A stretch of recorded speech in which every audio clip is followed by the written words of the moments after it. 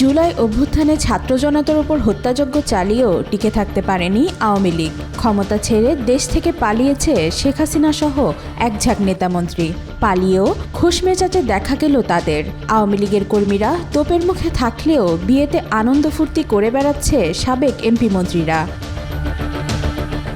ক্ষমতায় থাকাকালীন বিদেশে তৈরি করা সেকেন্ড হোমে আশ্রয় নিয়ে শীর্ষস্থানীয় নেতারা আরাম আয়েশে দিন কাটালেও তৃণমূলের কর্মীরা হামলা মামলা ও ঘরছাড়া হয়ে এক প্রকার ছন্নছাড়া অবস্থায় পড়ে যায়। তৃণমূলের জেল জুলুমের শিকার দিশেহারা কর্মীরা যখন মানবেতর জীবন কাটাচ্ছে, তখন লন্ডনে বিয়ের অনুষ্ঠানে বেশ খোশমেজাজেই দেখা গেল দলটির সাবেক এমপি মন্ত্রী ও শীর্ষস্থানীয় নেতাদের।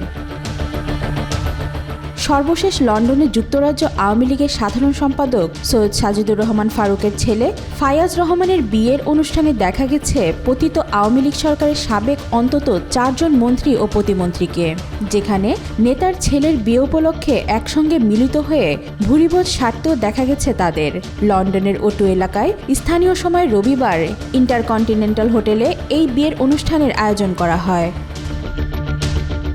বিয়েতে অংশ নেন আওয়ামী লীগের যুগ্ম সাধারণ সম্পাদক ও সাবেক পররাষ্ট্রমন্ত্রী হাসান মাহমুদ, সভাপতিমণ্ডলীর সদস্য ও সাবেক মৎস্য ও প্রাণী সম্পদ মন্ত্রী আব্দুর রহমান, সাবেক নৌপরিবহন প্রতিমন্ত্রী খালিদ মাহমুদ চৌধুরী, সিলেট জেলা আওয়ামী লীগের সভাপতি ও সাবেক প্রবাসী কল্যাণ ও বৈদেশিক কর্মসংস্থান বিষয়ক প্রতিমন্ত্রী শফিকুর রহমান চৌধুরী, সিলেট 3 আসনের সাবেক সংসদ সদস্য হাবিবুর রহমান হাবিবও এই বিয়ের অনুষ্ঠানে উপস্থিত ছিলেন।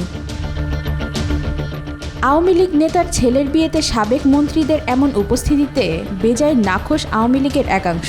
নাম প্রকাশে অনিচ্ছুক যুক্তরাষ্ট্র যুবলীগের এক নেতা জানান, দেশে আওয়ামী লীগ ও বিভিন্ন অঙ্গ সংগঠনের লাখ লাখ নেতাকর্মীকে বিপদের মুখে ফেলে পালিয়ে এসে তারা কিভাবে এসব অনুষ্ঠানে অংশগ্রহণ করেন তা ভাবতেও লজ্জা লাগে।